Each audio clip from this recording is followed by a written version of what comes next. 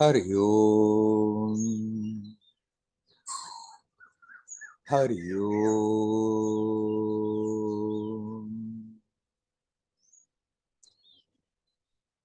Hari Om.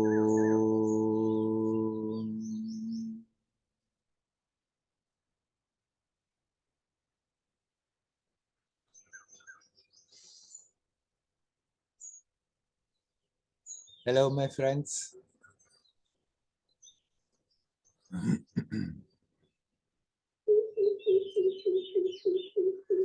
We didn't think to mention it last time. In Europe, the time has shifted, so maybe some have tried 1 hour earlier. I just continue at 3 o'clock Indian time, summer and winter. Because the times they are shifting differently in different places.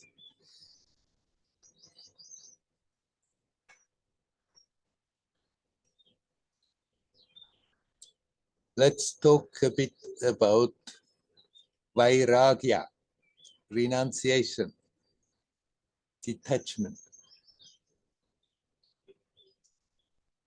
Niels has asked me whether I could talk a bit more about it.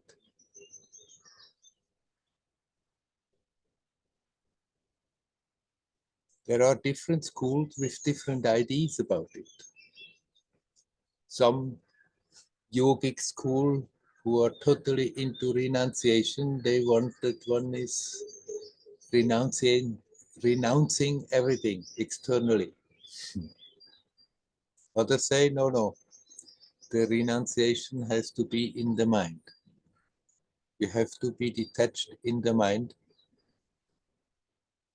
And then it's not important what the external circumstances are. Niels mentions also that some different spiritual schools say one has to renounce all sexuality in order to have a chance. And he would like me to talk about it. Renunciation as a whole, as a general subject, but I guess this is always a bit delicate subject. The whole sexual thing is what has been driving people crazy throughout the history. It's not an easy subject because so much energy is involved into it. All the 5 senses are totally involved in it. It's the strongest physical force in the body. It's something that is for nobody really easy to deal with. And then many spiritual schools say it's best to just renounce it completely and transform that energy. But this is not such an easy thing. I admit that yogis who are capable of transforming that energy and keep a total celibacy. And celibacy means not only having not to do with partners, but also not doing anything to oneself.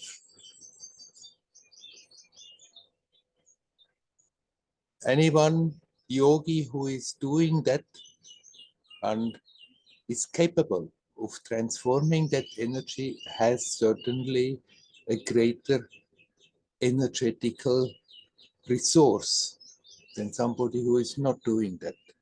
But it's not easy to do so.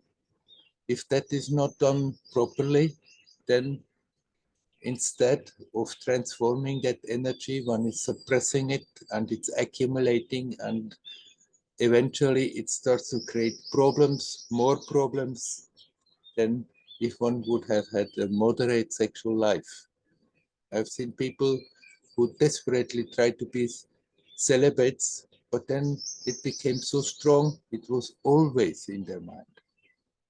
And it would have been better they would have had a moderate sexual life, then they could have thought of something else in between. So you cannot give a general rule externally what we have to renounce and what not.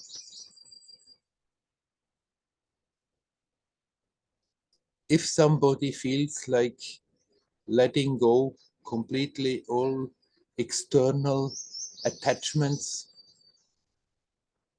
live the life of an ascetic, and that comes natural, then that is the right thing to do.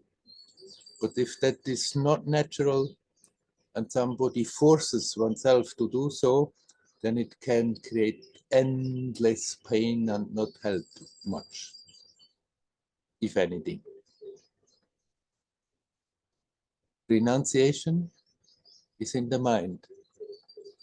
Renunciation means that capacity to turn the attention back to one's own essence and become aware that one's well-being is dependent on nothing. That joyousness of existence is there in us. You are the source of your happiness. If we become aware of this, then the detachment comes quite easy and natural. Now it makes sense if we live a very agitated life, always on the run, doing this, doing that, always running after kicks, that one is reducing that there is a general direction of making the life simpler and not more complicated, because the tendency is the more the life is complicated, the more the mind is engaged and agitated all the time, and it's more difficult to just let it go and come back to simple being. But one has to follow one's natural way. Deep down, everybody knows what is right. Everybody is connected with that all oneness, in harmony with that all oneness. And if we learn to listen in that direction, from there we get a clear guidance what is right for us and what not. But it's easy to fool oneself in the mind and argue against the deeper inner feeling.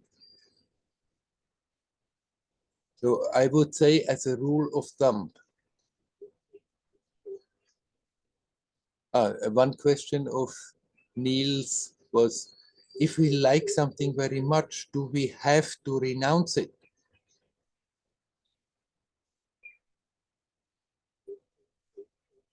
I think if we like certain things, then we can also do them, but do them consciously. Do them with the awareness that there is something that is not dependent on that. Bring the attention back to that and watch what's going on, and then there is nothing wrong. Having things one likes better than other things. That's natural. There's nothing wrong with that. As long as we are not becoming dependent, as long as we are aware my well-being, my happiness is not dependent of that. Many times householders would come to Ramana Maharshi and ask whether they can become sannyasis and asking for Ramana's blessings, and he used to send them home and say, go in your family, live your family life, but do your practice, do your self-inquiry, live consciously. Your wanting to become a sannyasi is simply a way of wanting to run away from the duties because you are a bit fed up with it. The duties that come along with a family life. But if you identify now with the family life and become, because of that, a sannyasi, you will simply identify with the sannyasi life. So it's not the external renunciation, but the identification with it. And if we learn to be aware, if we learn to observe what we are doing, what's going on in our mind, we become subtler and subtler conscious of what really is draining our energy. That if there springs up an idea and I should have this and I should have this, and we dwell on it and turn the thoughts and the emotions around it, then it's like a drain of energy. And that we have to renounce. That doesn't mean we have to renounce necessarily the external action, but become aware how strong a pull there is in a certain direction, and we dwell on it all the time, worry about it. Is it possible? Is it not possible? What is going to happen if I do it? And then there is such a great investment of prana, of our life force, in that it is draining. If we see that, there we can consciously renounce it. And renouncing that means to consciously bring the attention back to that which is prior to it. The essence. Get rooted in that. And from there, we can playfully go about our life, doing things that we like, not running away from things that come that we don't like.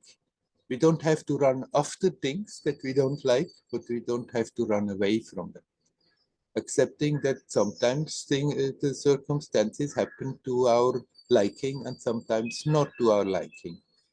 If we can take it with equanimity, then we let the situations come, pleasant or unpleasant, deal with them and let them go again, which is important, because it's not simply the situations where we are in, but after that hanging on to it emotionally, positively or negatively.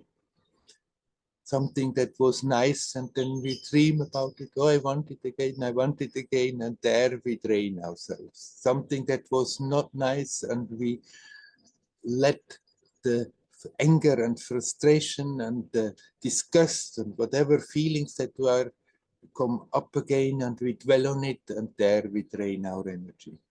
If we learn to live from moment to moment, let the things come as they come, deal with them, and let them go as they go, whether they have been pleasant or unpleasant, then they don't leave a trace. The rule of thumb is moderation. Don't be too excessive, but also don't be cruel to yourself. Suppress what you would like to do, because if we suppress it, it's simply accumulating and creating more problem than it's helping. Live naturally, but consciously. Aware what's going on inside. Aware how we are reacting to the situations. And those reactions that are draining, that are not helpful, we can learn to let them go. In order to be capable to let them go, of letting them go, we have to become aware that they are there. We have to become aware that what we are doing, and then we can become capable of learning not to do anymore that which is destructive. Then everybody has to be the judge for oneself. What is right and what is not right to do? Should I give something up or can I keep it, but keep it under control? And in order to be capable of deciding like this, we have to learn to be honest with ourselves. It should be natural that we are honest with ourselves, but unfortunately we have grown up in a world where everybody is not honest. We are not honest. I've grown up learning not to be honest with the other people, and we have certainly learned to not to be honest with ourselves. That which should be natural there, we have to learn again. And in order to have a chance to learn that, we have to intend to be honest and practice it. Have a good look, to good, clear look at ourselves. And then not all the time try to make excuses, but simply see what's going on. And by practicing that consciously, we become more and more honest, and in that more increasing honesty, we know deep down what is right for us and what is not right for us. There is that wonderful story in the Yoga Vasishta. I have already told it once, so I'm not going into details. There was a young couple, a royal couple, who started to get spiritually interested. And the wife was so pure that in very little time, it really sank in deep. But the husband, he had more difficulties, and he thought, oh, all this ruling the kingdom and all this wealth and everything is disturbing me in my spirituality. And he said to his wife, you rule the kingdom, I'm going out. And he was living for many years as an ascetic out in the forest, and actually he suffered hell. But still, he went through a process of purification, and when the wife felt it's time for him to get the deeper teaching, the more profound teaching, she went after him and started to instruct him. And finally he understood that the renunciation that he thought he has to force on himself externally is not what is needed. What is needed that we mentally detach. And once he realized that, he came back with his wife and they continued to rule the kingdom together.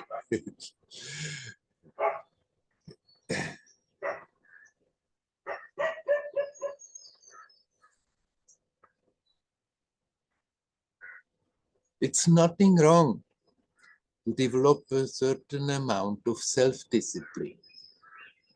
That not every little wind that comes out to our head is capable of pushing us left or right.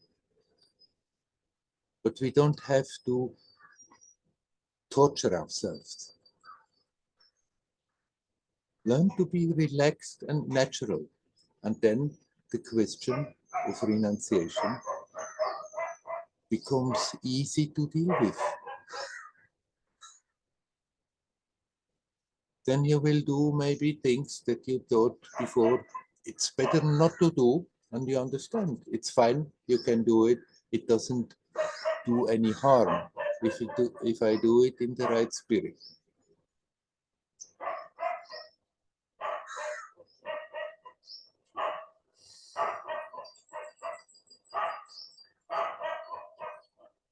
Rule of thumb: moderation is not bad. Rather, make the life simpler than more complicated. But even there, sometimes there may be an exception.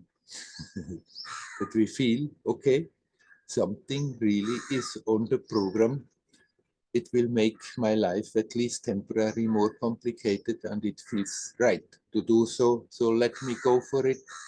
But with the intent to keep that awareness, to keep that possibility to observe what's going on. And the more we are capable of observing, the more we are detaching. Because in the process of observing, we become aware there is something that is not affected by what is happening outside. If we make our stand in this space that is prior to all the mental troubles, then the detachment, the renunciation is happening naturally, easily. In the Christian history, there is that story of Francis of Assisi, who was a rich kid, brought up in luxury, very indulging, had his bunch of friends, and they came together and they really indulged into pleasures as they could. And suddenly he turned around and renounced everything. And then he became a very strict renunciate, doing lots of fastings and very hard physical stuff to himself. And at the end of his life, he, in a way, he apologized to his body. He said goodbye to everything before he was leaving his body. He knew it's time to go. And he had attained such an awareness of being connected with everything that he called everything, everybody, brother and sister, and everything, brother and sister. And his body he called his brother donkey, his brother us. And after having said goodbye and thanked all his brothers and sisters that were around him, the humans, the elements, the whole world, he apologized to his brother donkey, to his body. I have really treated you very badly. I have treated you very harsh, and I know it would not have been necessary to do so. And please forgive me that I treated you so badly.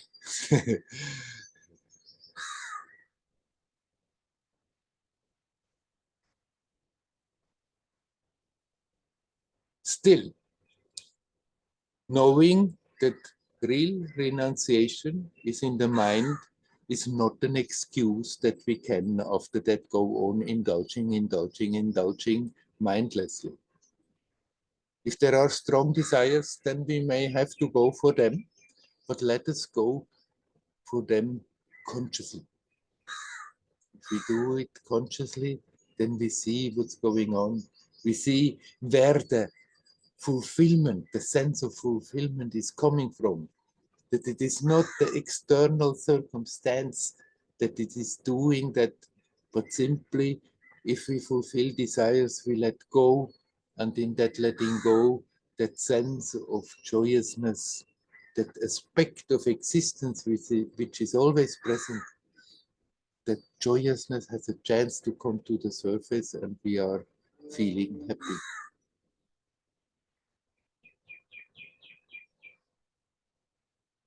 The crucial factor is that we are alert. And then we find our way. Each one's story is different. What is right for one is not necessarily right for another. But it's right for everybody. It's necessary to do it consciously, not half asleep. All right. I leave now this subject. And then I come to a question of Maria. And actually it leans onto that. She says, well, love is a very important aspect. And often I have said, we can focus on love, we can focus on consciousness or on energy. It's equally efficient, it's equally real.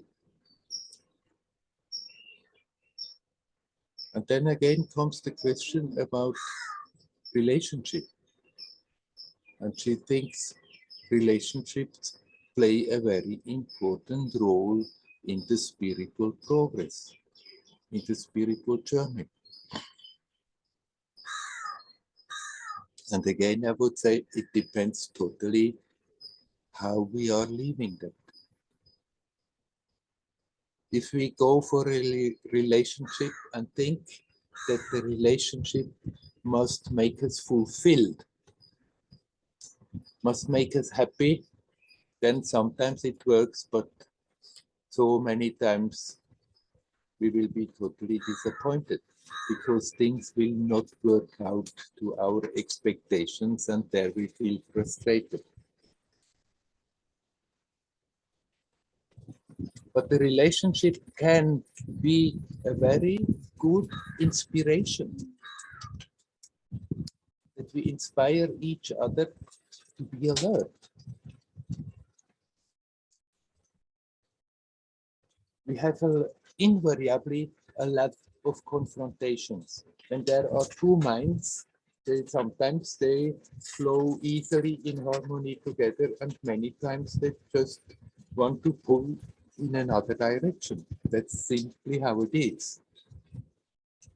And if we then have that alertness, that we can see, okay, there I'm going again, going into reaction, and learn to let go what is not necessary, what is destructive, then actually a relationship can be quite an important help in our becoming more self-aware.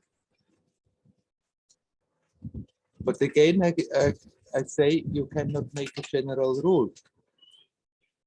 What is right for somebody is not necessarily right for somebody else. And even in one's own life, there may be a period where it's better to be alone, and there may be another period where it's better to be in a relationship.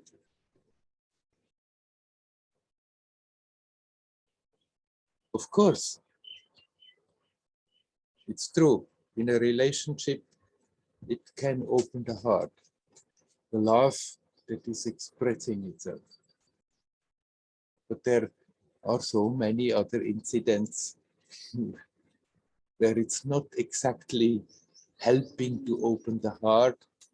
There is tension, there is confrontation. And if we leave that consciously, then they can be very helpful to become more self-aware, to become more detached, to learn to let go.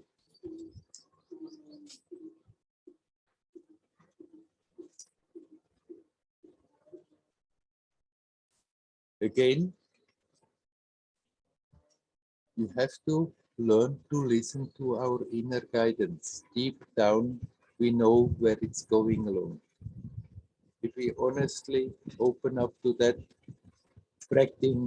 practicing being honest, then it's becoming easier and easier to know where it's going along.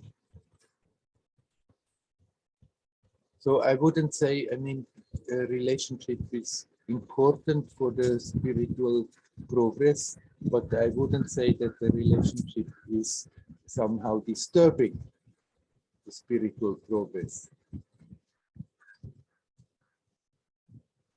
It depends totally how we are living it, whether we are living consciously from moment to moment, observing our reactions, observing what the confrontation does to our experience right now, and then deal with that first instead of fighting out that I'm right, they are wrong. Consciously, when it's harmonious, that it's nice, that it is harmonious, but actually the sense of fulfillment is not coming from the partner, it's coming out of myself. when I'm at ease, at peace, relaxed, because I like the external circumstances, then that sense of fulfillment, which is always there with everybody, comes to the surface.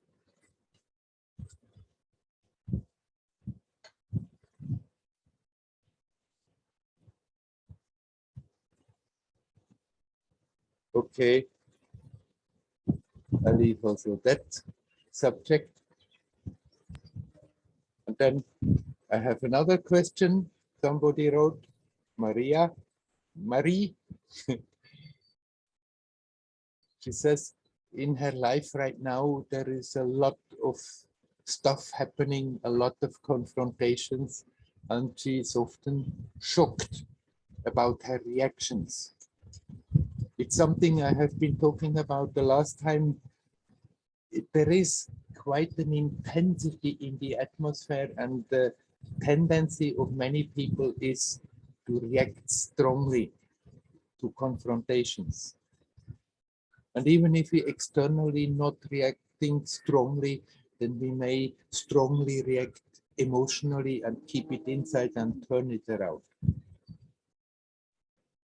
And Marie wonders whether it has also to do with becoming older, whether the nervous system is getting weaker. No, it doesn't have to do with that. It has to do with the intensity of the present situation, that people have the tendency to have strong emotional reactions. If we live a reasonable, healthy life, our nervous system is not getting weaker. If we practice to be conscious, our nervous system is getting stronger. Even if the body is slowly getting weaker in the old age, the nervous system is not getting weaker if we keep that alertness. So never mind if these reactions are there, just observe them. See what they are doing. Learn to relax. Don't fight them. Don't think, oh, I'm doing something wrong.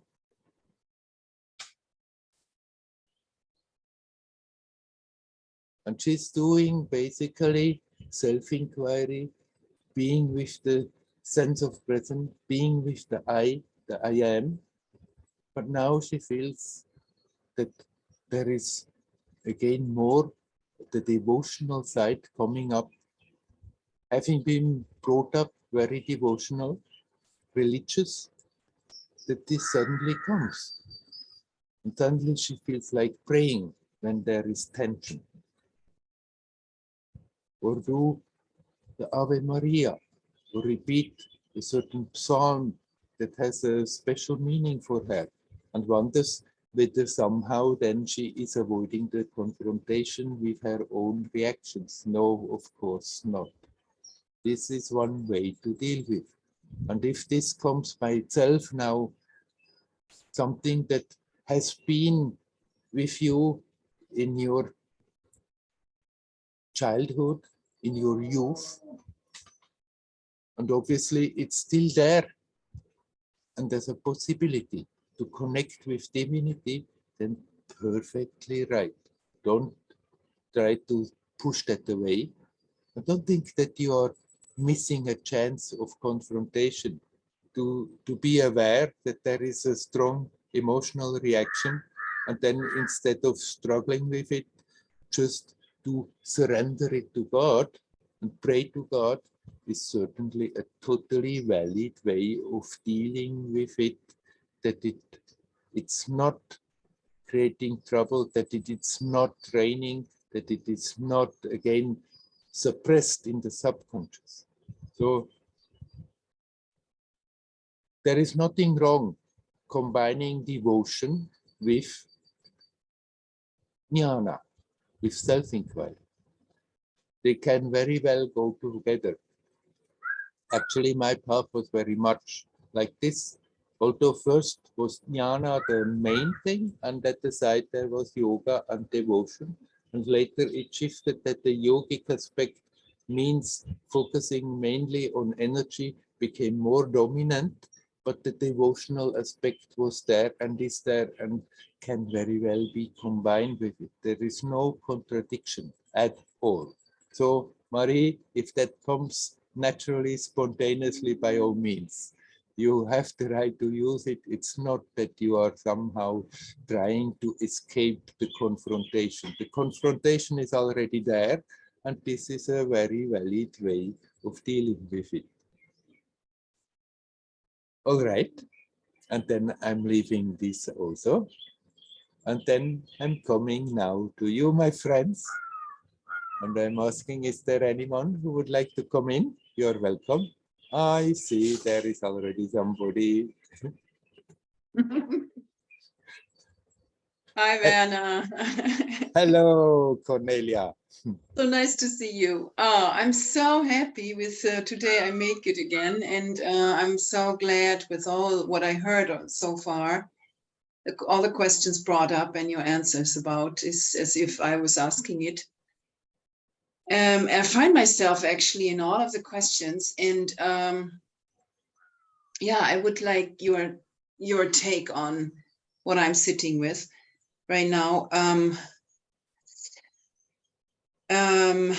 As you know, my main topic is loneliness, and coming back from Tiro here was really a challenge. And I sat with it a while and thought, actually, what is the main thing I had in Tiro? And I found it was not only the mountain in Ramana close, it was also that wonderful community, right? And so I started looking here for something similar, like, and one main part, and my question is not so much about renunciation, but to find kind of a middle way with it. And one main thing I found myself identified with was I'm in the 3 years, as I told you in our private conversation, a 3 years education in trauma therapy, right? And we had another training there, which is all about the group. And we study about trauma categories and how to treat it. And in that week, my nervous system was just out of order, like jumping up and down, because I qualify in all the categories, yeah, and anything we can think about.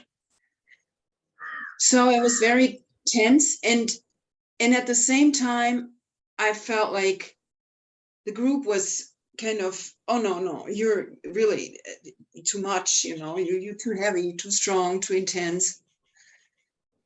And at the end, the trainer asked me to pause, not to stay in the group for the next 1.5 years, but to pause for 1.5 years and then go on in another group. So again, the experience, like I am, and my nervous system, and I struggle, and I'm not part of, I can't stay with that group, that community, right? Yeah. She didn't say you have to go out. She said, I would recommend. Yes. Yeah. And also the team recommends that.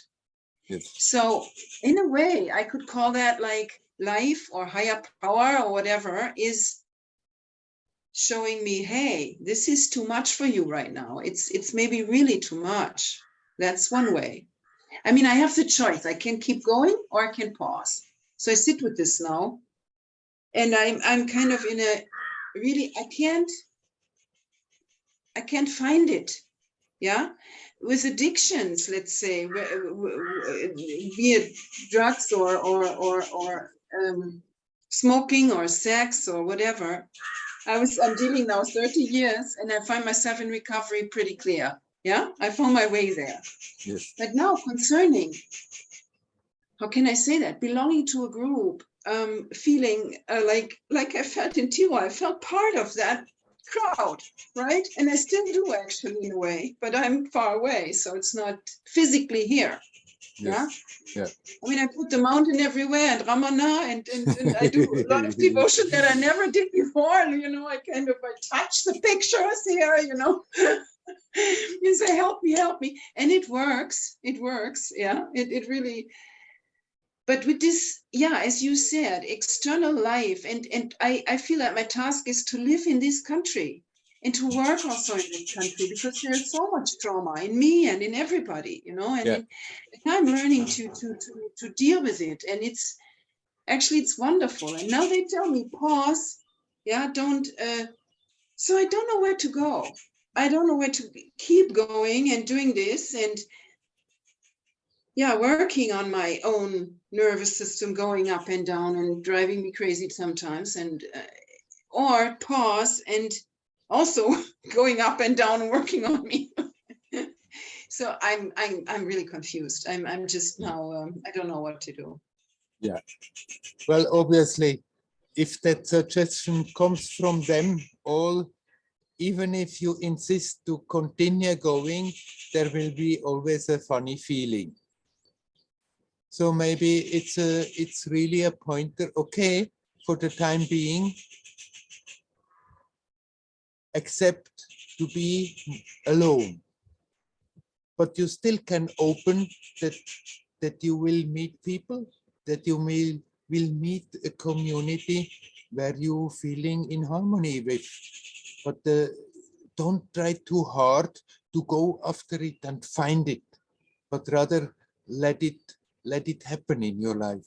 Be open and let it happen, and until then, have patience and accept. It seems in my story, in my program, that I deal with the fact of being alone in a creative way, that it is not making me suffer all the time.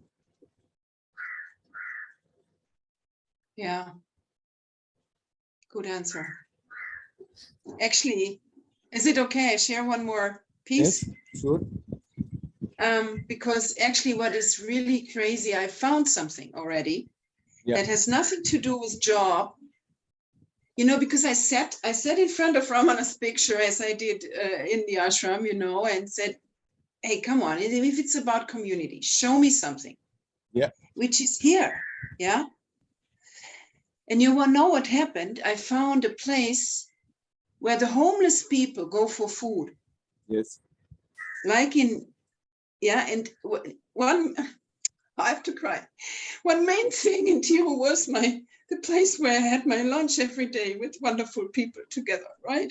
Yeah.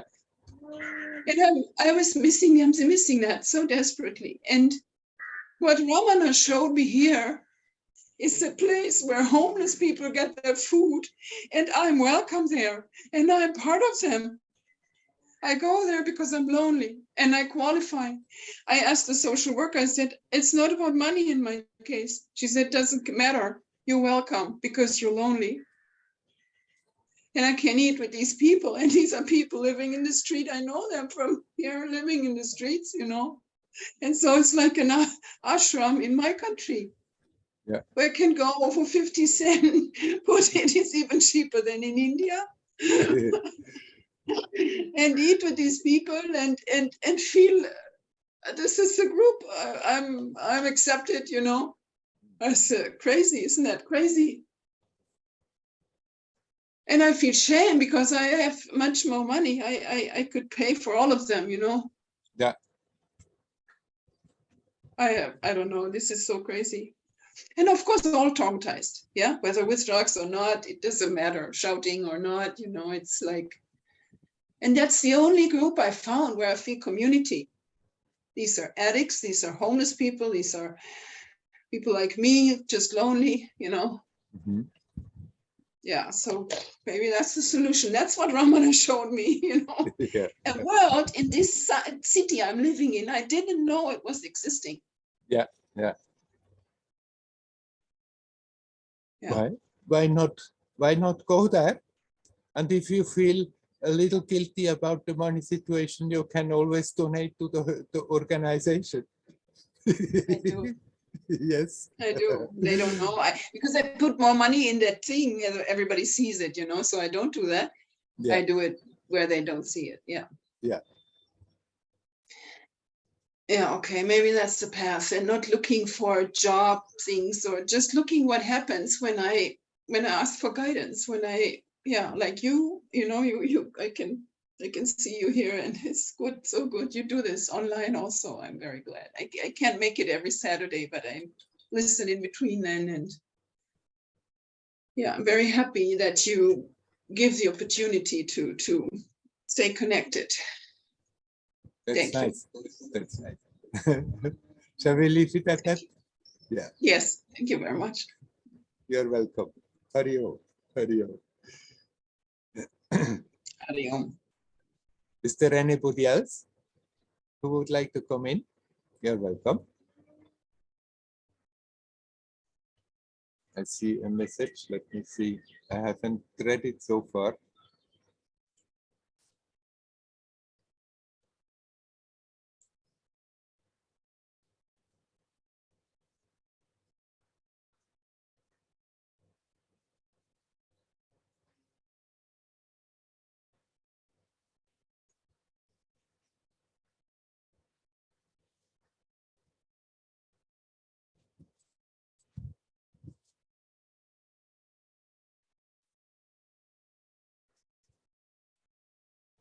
Okay.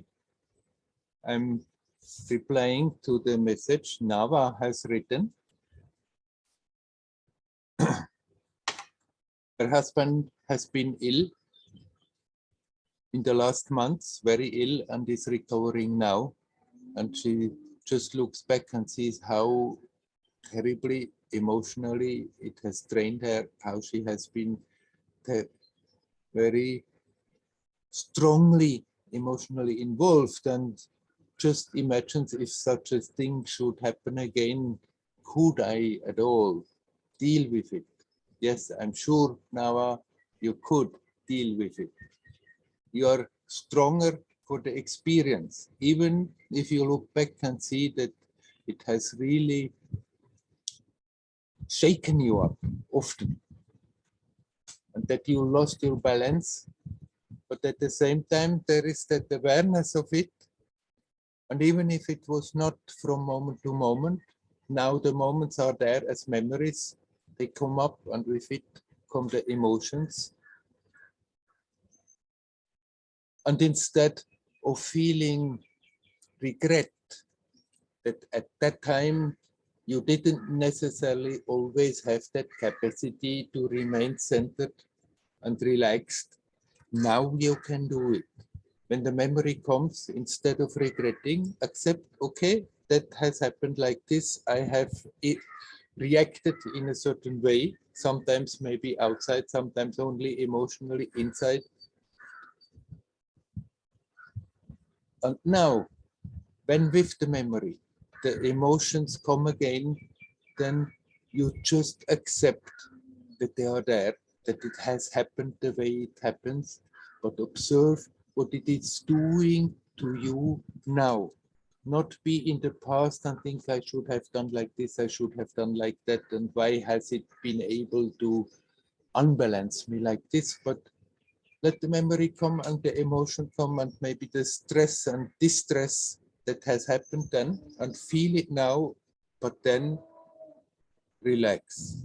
And don't resist against the fact that it has happened like this. And every time something comes like this and you deal with it, then you are getting stronger.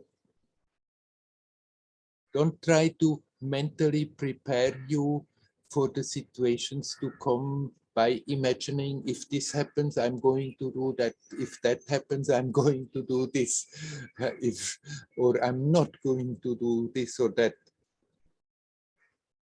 But rather learn to be in the now. And after a period like this, the recent past may come up very frequently, charged with emotions, then let it happen. Let the emotions happen again, but this time live it consciously. See what it is doing to your body, see what it's doing to you energetically, and learn to relax. That is the way you are preparing yourself for any situation, not by already calculating out and somehow try to train yourself in your mind about difficult situations that could happen, but most probably never happen. You're here for that, to learn, to grow, to outgrow. Don't look at it as a failure, what has happened. Okay, many times it may have shaken you up. Many times it may have pushed you out of your equilibrium, out of your connection with that inner peace. So what? It's past, it's a memory. Let the memory come, let the emotion come, and learn to be in your center now when those emotions come. And then you still benefiting from all these confrontations that have happened, and don't judge yourself as having not done everything right. Things have happened the way it has happened. It's past, but now is real. And by not resisting against the fact that the past is as it has been now this last month, then you are benefiting from everything that has happened. And everything can make you stronger. This is the key, not resisting against the fact that you have reacted in certain ways, even if you didn't want, but now you can see it, you can feel the emotions, and you can relax. This way, you are getting stronger. And the more you train yourself to be relaxed, at ease, at peace, centered in the timeless present, the more you are prepared for anything to happen. I don't know whether you would like to add something. Otherwise, we drop the subject. And I'm asking whether somebody else would like to come in. Hello, Werner. Hello, Nelly. Now I see you. Maybe now it's better. I want to ask about, there are two phrases. One of them is that no single hair can fall from one's head without God's will. Yeah. And the other one that you say that about that source that makes the experience possible. I thought of that, and I think, is it the same meaning that there is something prior to everything, like a root, maybe how to say that, from like a beginning of everything. I wanted to ask you what you say about it. Yes, not a single hair can fall without God's will.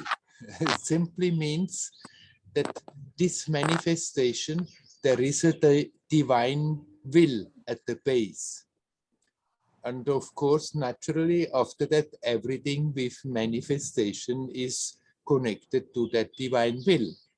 But as I have said earlier, that should not lead us to a fatalistic idea. Then if everything is God's will and already predestined, then I have absolutely no say in the whole story, and we become maybe passive and fatalistic and losing that spark of creativity. It's also God's will that consciousness manifest has its own creativity, that we can bring that beauty and creativity in the present moment. So it's not a fatalistic idea that everything is happening within God's will. So everything within creation is happening within God's will. Otherwise, it couldn't be in this creation. But there is also room to play. That's part of God's will. That the whole story makes sense, that consciousness has the possibility to learn and to grow and not simply be like a clockwork that has to run totally according to pre-fixed rules. Now, what exactly did you ask? Is it the same that I mean that there is something that makes the experience possible and that everything is somehow within that will? You ask whether yes, that is the same. yes, I mean that there is something, how to say, prior to everything, that like a root, like a source, Yes, that gives yes, life to everything, to yes, actions to everyone. I don't know how to express that this is something something common. right. There is that aspect in us that is prior to being incarnated, and is even now not incarnated, but is that pure divinity, and that pure divinity of yourself is one with God. There are many, many individuals, not persons, that are pure divinity and one with God, and yet each one is unique. And yes, of course, it goes in the same line that everything within creation is a manifestation, is an expression of God's will. And God's will is that which is prior to that, is that which is your essence.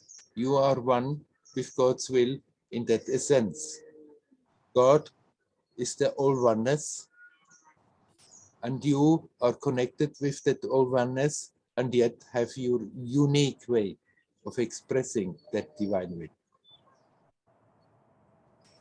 Yes, yes, I see. And I wanted maybe something else to add, to ask. Yes. I'll try to try to say it. I mean that some situations happen, and sometimes, for example, I can blame myself. What if I didn't do that? It wouldn't happen like this, and so on. But really, I get some understanding that something had to be like this, that someone had to get this experience, and I had to get this experience. And I don't know how to express it. So, of course, I should behave like according to my heart and listening to my inner voice. But of course, I can mistake. And if something bad happens, so of course there is my part in it, but from the other side, it happened that it had to be like this. I try to express, maybe it's not easy now. I get the drift. Yes. You want to add something, or shall I talk? No, I finished. Okay. Of course, often we may do things that after that we think, oh God, it was a mistake. I should have behaved differently. And then you say, okay, but then I tell myself I needed the experience, and maybe the other person needed also the experience. That may be so. There's nothing wrong with seeing that something was not very nice and I could react better, but that's not as a moral judgment, simply as a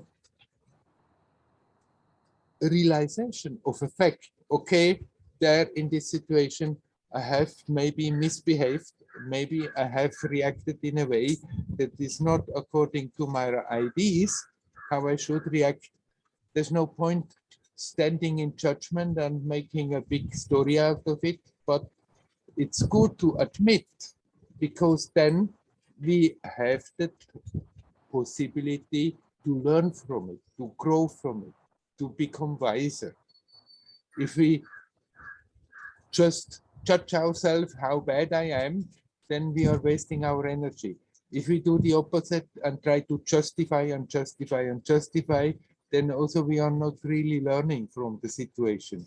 If we can see, okay, there my reaction was unfortunate, so what? It has happened, but here I see, and I'm wiser for the experience. And maybe the other person also, maybe not, but I am wiser for the experience. And for that, it's worth to have done it, worth to see I could do it much better, and then integrated experience as an intent to open to be more harmonious in the next similar situation. Yes, yes. Thank you, Werner. You're welcome. Hari Om. Hari Om. Hari Om.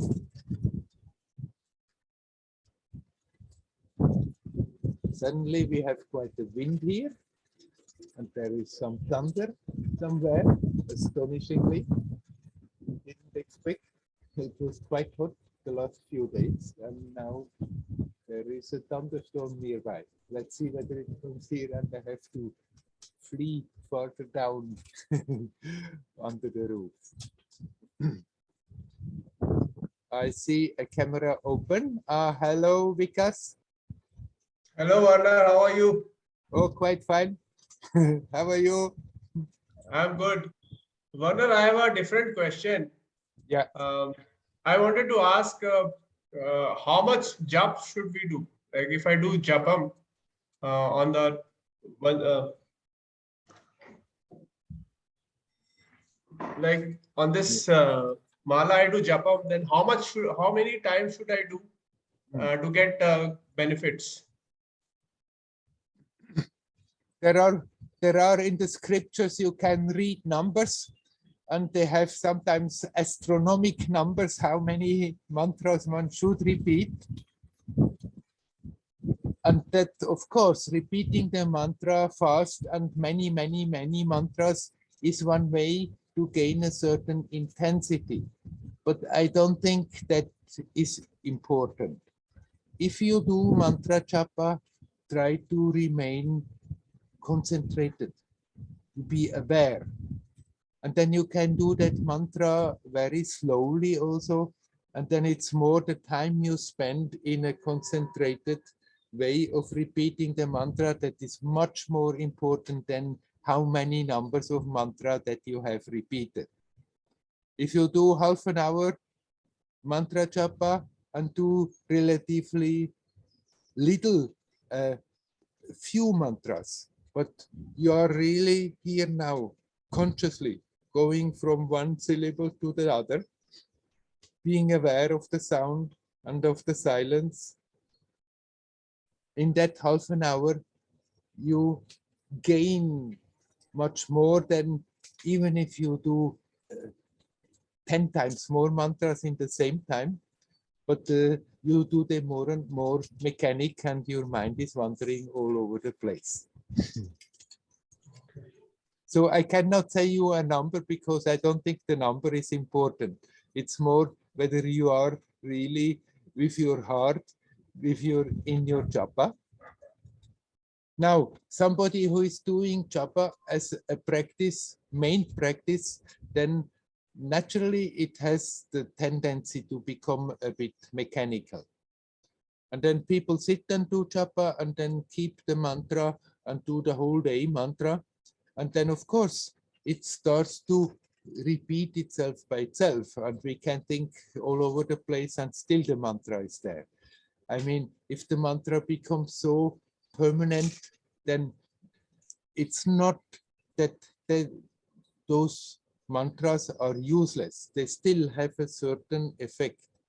But those times where you really bring the attention back and consciously are with the mantra, they have much greater effect than the simple number of mantras that are being repeated. Okay. Right. Thank you, Werner. You're welcome. Hari Om. Hari Om. Is there anybody else who would like to come in? You're welcome.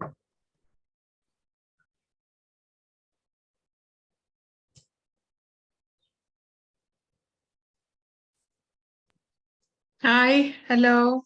Hello, Leora. I've been wondering about loneliness. Mm-hmm.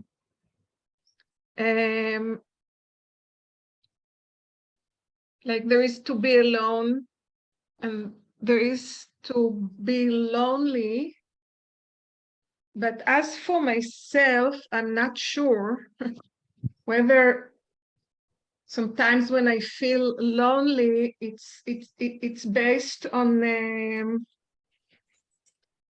traces, as you use this, like stories that created traces of difficult times in my life, and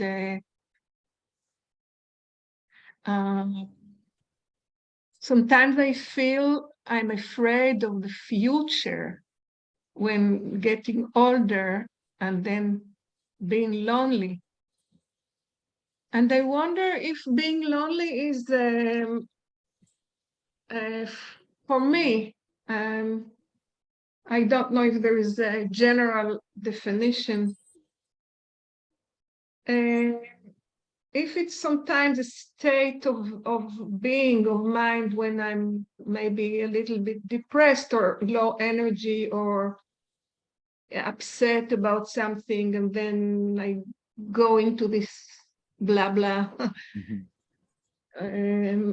And then it brings this like, oh yeah, okay, so I'm lonely, and then I become more unhappy, and then it's like, Yeah.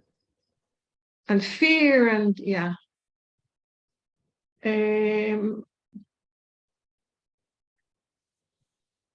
I do feel that there is such a thing as loneliness, even for me, I mean, for everybody.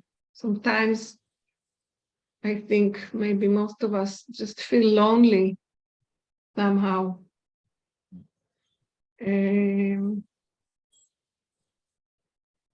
I can say for myself, feeling lonely is sometimes when I want to share things and I feel I don't have anybody to share it with, or maybe when I don't connect to the people I am being with, all sorts of life situations like that. Yeah. What can you say about it? I think I made myself clear. Yes, Yeah. yes, you did. You can be alone physically and not feel lonely at all. You can be in a crowd physically and you can be very lonely. Loneliness is that feeling that comes out of that sense of being separate, of not being connected. And usually there is always a touch at least of self-pity in it. Poor me, I'm lonely. And there we go. And when self-pity comes, then it's draining. But if we are accept, okay, I'm alone, then being alone is not threatening. Also, looking in the future, I'm getting older, maybe I'm more alone, because being alone is very nice. If we are, Yeah. if we are at ease and peace with ourselves. Yeah. Right. It's just that sense of feeling not connected or feeling separate, and then it starts to pull.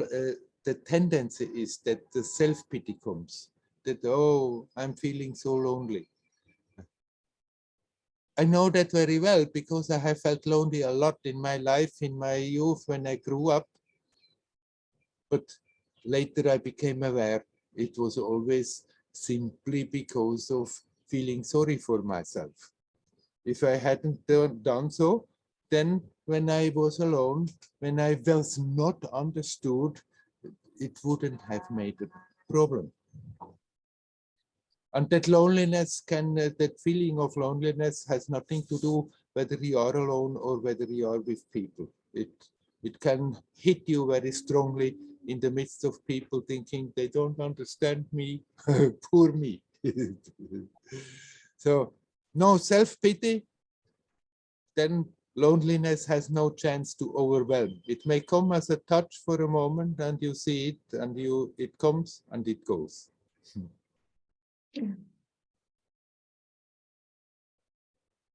Yeah, I just to say that for me, since I've moved from the big city to this small isolated village, and I live alone, I have my children here and I have friends, but yeah, not surrounded with people all the time. I'm much happier, really. I spend long days on my own, see my neighbors and so, but really much happier. So for me, I'm sure it's to be alone is nice, but as you described, sometimes it becomes like sort of self-pity or Right. stories. Yeah. Right. Yeah. And then when that happens, once we know that, then we can just watch it. Aha, there it is again, trying to feel sorry for myself. Trying? Why do you say trying? It's a well, feeling sorry for myself, but like in a way we are doing that. It's like we are doing that to ourselves. what, to create action? No, it's once that habit, it's an old habit in everybody to feel sorry for oneself, and then that gives us the feeling of being right and justified for all kinds of things. And being somebody, being somebody. And expecting people to behave in certain ways, giving us the right to push them around sometimes even. With self-pity, we can justify about anything. Yeah, sometimes it feels like to create a drama just to make something. Yeah, I know, right. I know what you're talking about. And then I wanted also what? And then when we see that, then we can see, okay, there is that thing again. And it never brings anything creative. Self-pity is a drain. It just sucks the life force out of us. It never brings anything positive, anything creative. So when we see it, we can accept, okay, it's coming. I watch it. I see what it is doing, how it's feeling uneasy in the belly and in the legs. And I start to relax and detach from it. Yeah, that's great. Great to hear. I also wanted to say that something, just something small about Israel, that now it's like, maybe many of us hoped that it was a big drama and it's going to end somehow. And now I realize, I think many people realize that it's here to stay. It's a mess. It's chaos. And it develops in all directions. I won't go into all the details, but it has changed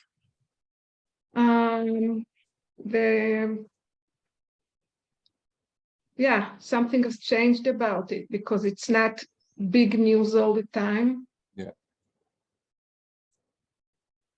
And it's a feeling of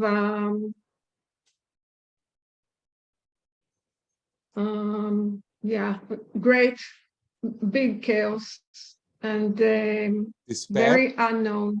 Despair. despair, of course, depression. People talk, yeah. So my friends in the Dharma teachers, and all kind of people, they do all kind of panels to talk about the situations and help people how to deal with it. And yeah, many people speak about despair. I myself, I lit a candle here, which I leave it on all the time. I do my small ceremonies, and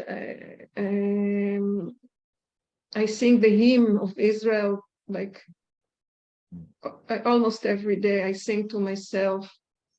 All kind of ceremonies I do, but despair, there is anger. Yeah. So yeah, people talk about emotions around the it's not any longer an event. It's now like a situation. Yes. So it's yeah, just a challenge. Of course, it's a challenge. It's a great challenge. What is happening now in the world, what is happening in Israel is a great challenge. And fine, if that helps you to do your ceremony, to lit your candle, to sing the hymn, or whatever you are doing, it helps. If it helps you to keep your spirits up and not sink into despair and depression, then it's wonderful. Now, you have to lit that inner candle and let it burn all the time. And then it's shining out of you, and it contributes that out of this situation that seems to be hopeless, something beautiful can grow. It will eventually. And the more I think this is happening. Yeah, and the more people are despaired, the longer it takes, and the more there are individuals who, in spite of the situation, are capable of connecting with that inner burning candle and let it shine. The faster, the more we contribute that out of this very difficult situation, something very beautiful can grow. I think it's on, and today I'm going to the demonstration again to support my friends. I'm not so keen on going there, but I will go to support my friends, those where I'm going with, traveling there with. So, but yeah, you said that to me already a few times about this inner candle, and I feel it's there for us. So externally do whatever you feel is right to do, and never forget the main thing is that you keep that connection with the essence, because there you really bring something totally creative in the whole situation. yeah, I do feel connected. You know, last week in our meeting, I opened the window here and there's no net, and a bird came in. Yeah. And the birds, when they come in, they get very scared. And the bird went to the window, but I didn't get them. I mean, when I got there, the bird ran away. Of course, it was afraid. And then it went to my bedroom. And so I left there open so the bird could go out. And then I thought it went out. So I closed the window, the net. And then I heard many birds, I heard many birds peeping. So they came to the window because they knew that the bird was locked in. Yeah. They came to the window to get the bird out. So I opened again the net, and then the bird, I didn't know it was there. I thought it left, but then the birds came. Yeah. It was very moving. Very special. Yeah. Nice. Yeah. So, yeah. Thank you. You're welcome. Hari Om. Hari Om. Hari Om.